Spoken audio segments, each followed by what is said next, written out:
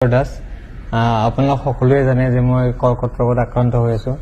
আৰু মই যেহেতু চিকিৎসাৰ কাৰণে বোম্বেত আছিলো মাজতে গুৱাহাটী গৈছিলো যদি আকৌ মই বিশেষ কাৰণত বোম্বেত আহিবলগীয়া হ'ল গতিকে মই বোম্বেতে এতিয়া উপস্থিত আছো আৰু ইয়াতে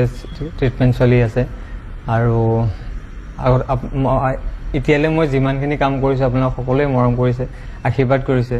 আৰু সেইটোলৈ মই আজি চাগে মোৰ মনোবলটো আজিলৈ বহুত ষ্ট্ৰং হৈ আছে আপোনালোকৰ এই আশীৰ্বাদ পোৱাৰ কাৰণে সাহস পাইছো আপোনালোকৰ পৰা বহুতখিনি আৰু এইখিনিলৈ মই মোৰ নিজৰ এই ৰোগটোক মই পৰাস্ত কৰিবলৈ মই হেৰি কৰি আছো কিমান পাৰো কাৰণ মোৰ উইল পাৱাৰটো থাকিলে মোৰ এমাৰটো মোক হাৰাব নোৱাৰিব গতিকে মই আপোনালোকৰ যিখিনি মৰম পাইছো আশীৰ্বাদ কৰিছো সকলোৰে কাৰণে বহুত বহুত ধন্যবাদ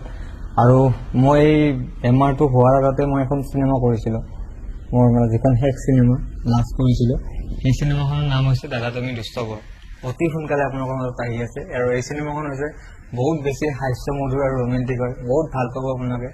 মোৰ দৃঢ় বিশ্বাস এইখন চিনেমা চাই আপোনালোক সকলোৱে ভাল পাব আৰু পেচা বস্তু বুলি ক'ব লাগিব